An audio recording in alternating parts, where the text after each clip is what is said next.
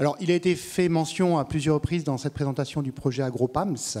Alors, avant de rentrer dans le détail et la présentation concrète de ce projet par Serge Bouet, on a le plaisir d'accueillir avec nous Patricia Motion, qui représente le Conseil régional des Pays de la Loire, donc agricultrice dans le département, dans le Segréen, en charge plus spécifiquement des questions liées aux cultures végétales spécialisées à la région. Donc le projet AgroPAMS bénéficie du soutien de la région, et donc on voulait vous donner l'occasion de nous présenter les modalités, les dispositifs d'accompagnement de la région pour les problématiques liées à nos filières du végétal spécialisé. Merci d'être avec nous. Merci à vous de m'avoir invité. Donc en effet, le végétal spécialisé a une place importante dans la région Pays de la Loire, et c'est important pour nous en tant que conseil régional de soutenir cette production. Donc on a différentes actions, différents leviers pour vous soutenir. Donc déjà une partie du financement de votre colloque. Et puis aussi, on voit bien là depuis, enfin, je n'étais pas là hier, j'ai juste suivi depuis ce matin, on voit bien que vos sujets de préoccupation tournent beaucoup autour du désherbage, de comment on limite un peu les adventices et tout. Donc on voit bien qu'il y a des évolutions nécessaires aux pratiques agricoles qu'il faut absolument évoluer avec des méthodes alternatives, comme là ça a été présenté, innovantes, et puis polyvalentes. Et ce que disait ce matin Monsieur Lavande, là, c'est que finalement ces méthodes-là, elles servent aussi bien chez des conventionnels que chez les bio, et qu'il ne faut pas hésiter à faire des ponts entre les deux systèmes. Donc ça aussi, c'est quelque chose qui nous semble intéressant. Donc pour soutenir ces différents projets, on a en effet les appels à projets pour des appels à projets de recherche appliquée et d'expérimentation. Donc nous, ça nous semble très important en effet de travailler là-dessus, et surtout de pouvoir diffuser un maximum auprès des agriculteurs. On voit qu'il y a des attentes, on voit qu'il y a des besoins, donc on accompagne sur ces projets de développement, mais surtout une chose qui nous semble extrêmement nécessaire, c'est tout le processus de diffusion le plus rapide et le plus complet auprès des agriculteurs afin de répondre à leurs attentes. On a aussi un autre accompagnement, c'est autour du PCAE végétal. Donc là aussi, vous avez des besoins, vous devez, suite aux fameux programmes expérimentaux, vous souhaitez investir dans du matériel, et donc ça nous semble important de vous accompagner. Donc il y a des lignes en effet sur le végétal pour accompagner vos investissements. Des investissements donc sur ces capacités techniques là, de désherbage ou de diminution de produits phyto, mais aussi pour faire face aux aléas climatiques. On en a parlé un petit peu ce matin, ce qui concerne les problèmes d'irrigation et les nouvelles façons aussi d'irriguer. Donc avec des nouveaux matériels, on a besoin de sécuriser la ressource en eau. On accompagne aussi les entreprises du végétal. Comme toute entreprise, ont eu des difficultés par rapport à la Covid. Donc, on a lancé un plan de relance régionale Covid, et certaines des entreprises végétales du secteur ont pu en bénéficier concernant, entre autres, les reports d'échéances de prêts bancaires.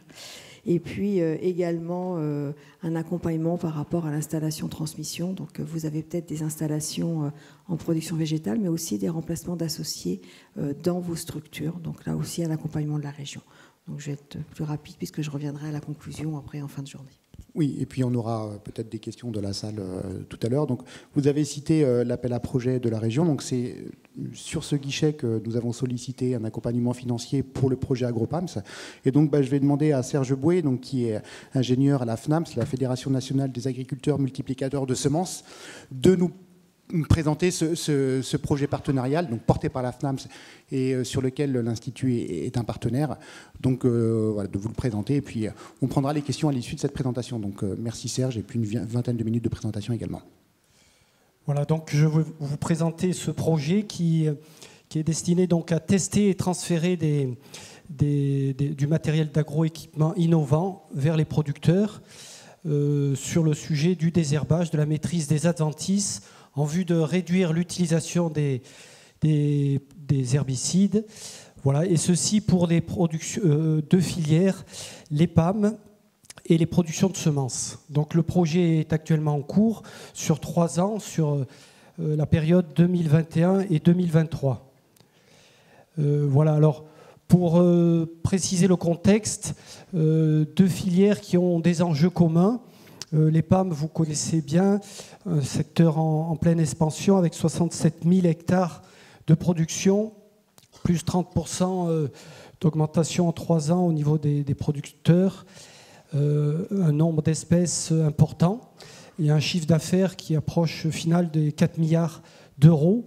En semences, ce qui me concerne un peu plus, c'est 400 000 hectares, toutes espèces confondues, 18 000 producteurs de semences. On reste sur des nombres d'espèces très proches et un chiffre d'affaires également. Sur les 400 000 hectares, bien sûr, il y a beaucoup de grandes cultures, les céréales en premier, tout ce qui est maïs, oléagineux, fourragères. Voilà, il faut savoir que 70% du chiffre d'affaires est produit par 3 groupes d'espèces que sont le maïs et les sorgho, les potagères et les oléagineux. Voilà des groupes d'espèces où il y a une forte valeur ajoutée et où à destination de l'exportation. Voilà, donc ces 2 filières ont des points communs. C'est la grande diversité d'espèces mineures, c'est-à-dire qui représentent peu de surface, avec des cultures, des profils d'exploitation très variés.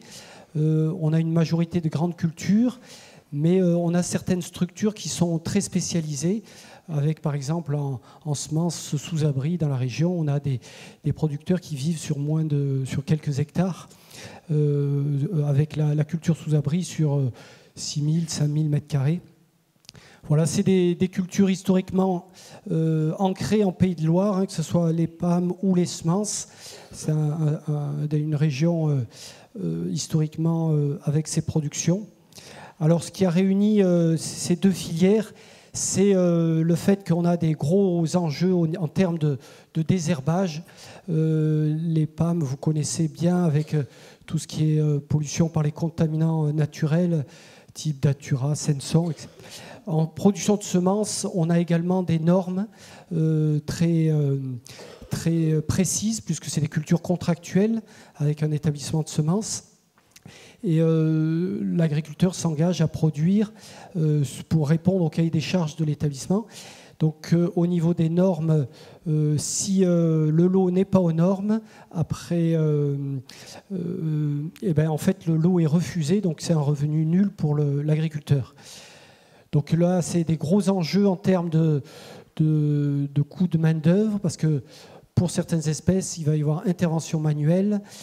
Et avec les problématiques de recherche de main-d'œuvre, voilà, c'est un sujet qui préoccupe beaucoup les producteurs. Et puis tout ce désherbage en termes de solutions chimiques, il repose sur peu de molécules.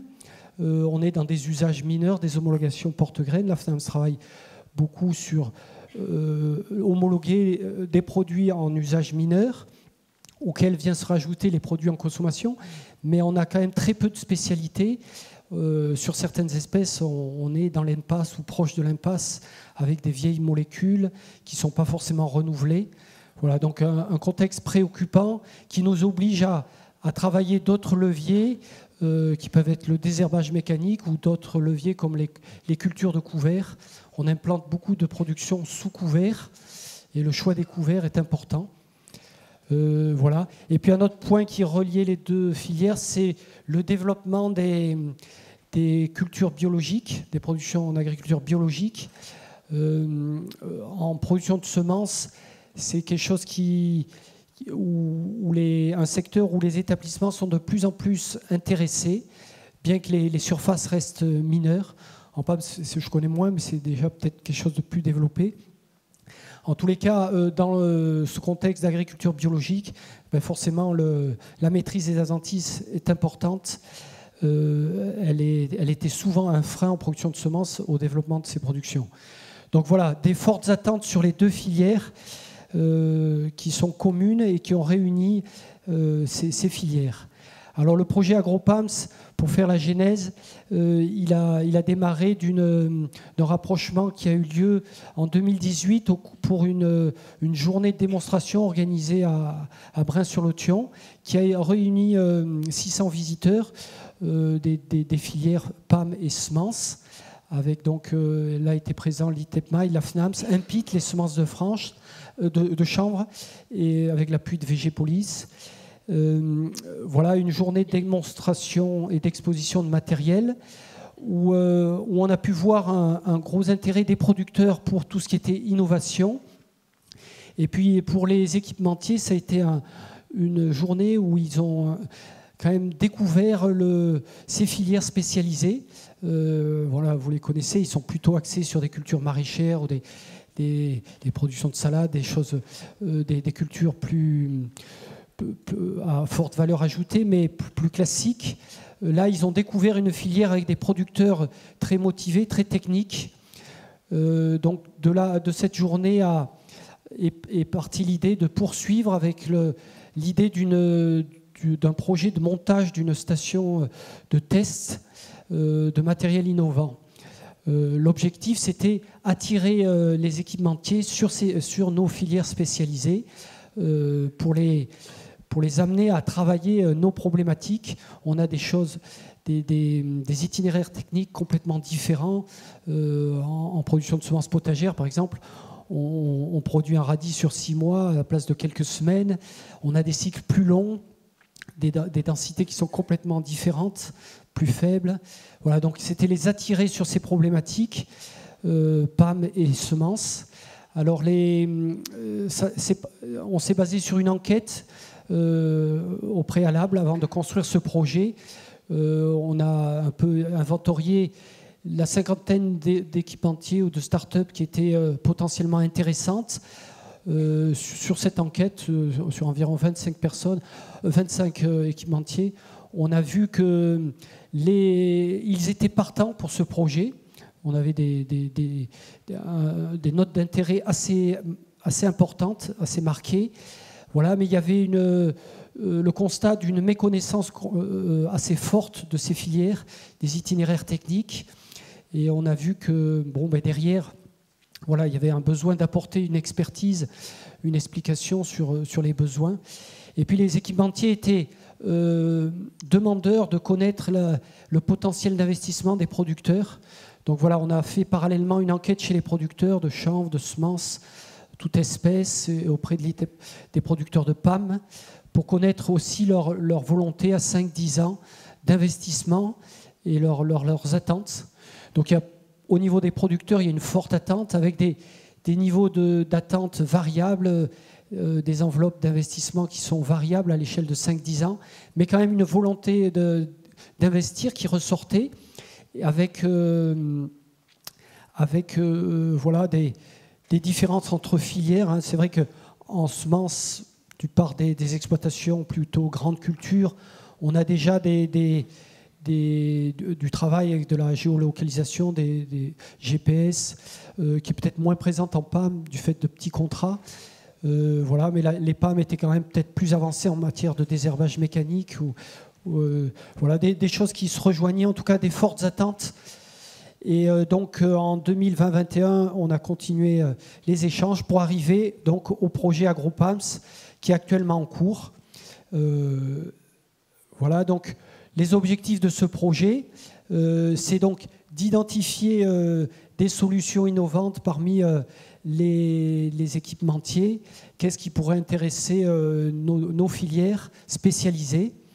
Voilà. L'objectif du projet également, c'est d'apporter un appui aux équipementiers en leur présentant les filières, les cultures, notre expertise sur ces cultures.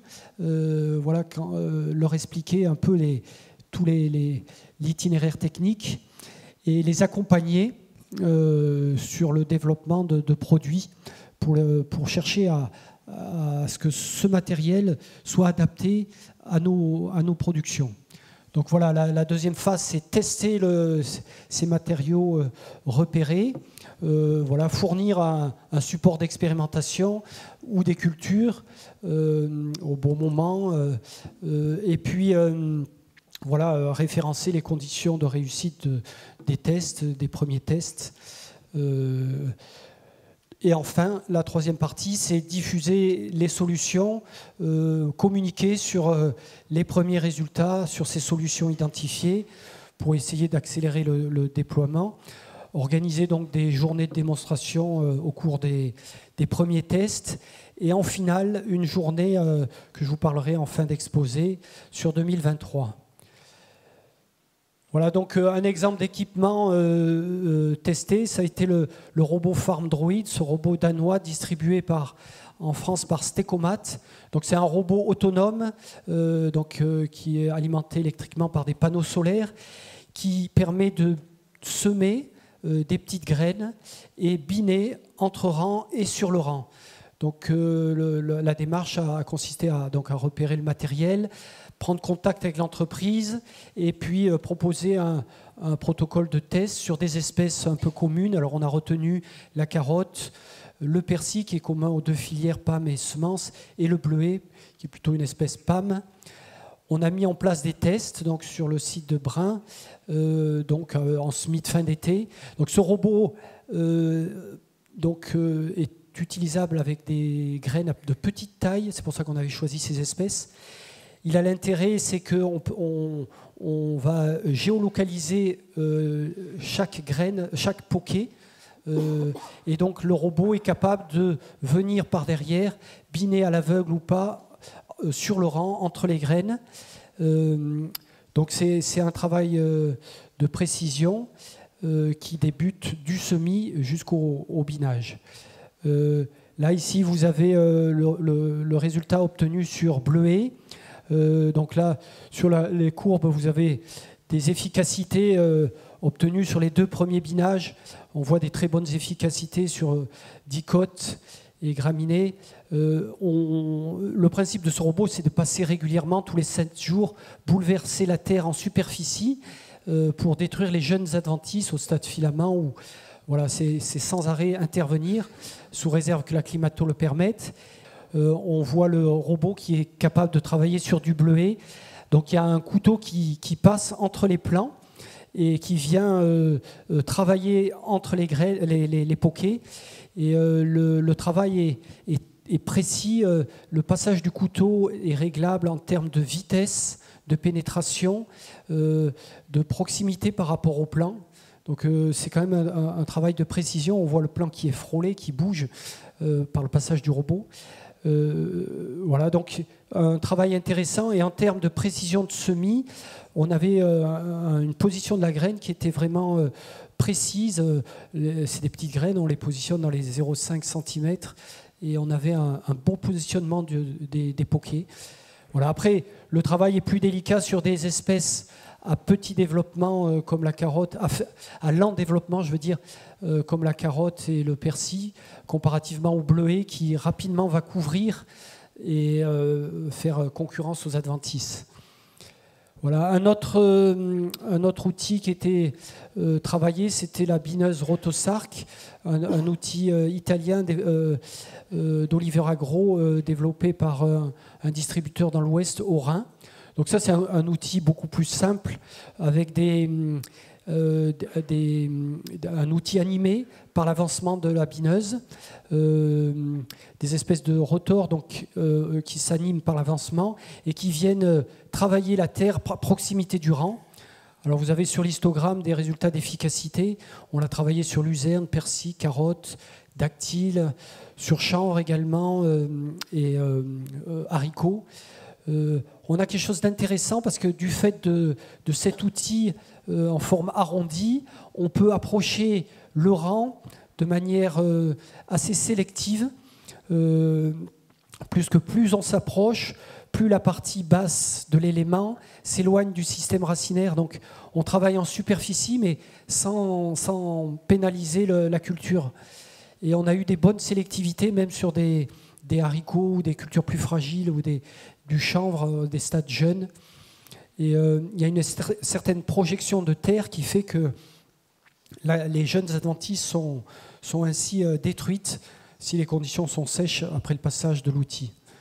Donc ces outils ont fait l'objet de démonstrations en cours d'année. Ça a été le cas de FarmDroid en septembre 2021 et de Rotosarc en juin 2022, avec des réunions, des rencontres proposées un peu sur le vif pour des établissements ou des producteurs pour permettre de discuter sur les premiers résultats. Donc c'est l'occasion de discuter sur les conditions d'utilisation, le coût, les intérêts, les problèmes techniques rencontrés, la maintenance.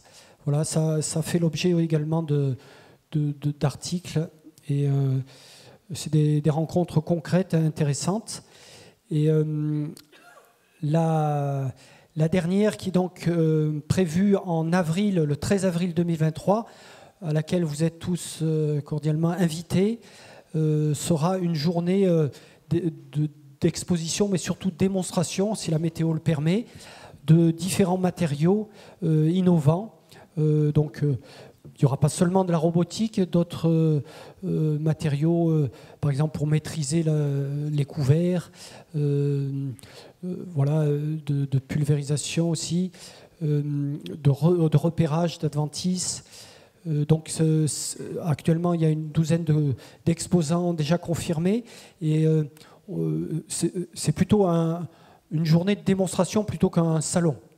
Voilà, donc on essaye de proposer des supports de culture où le matériel sera en évolution, bien sûr si la météo le permet. Donc ceci avec le concours de la région et de SEMAE.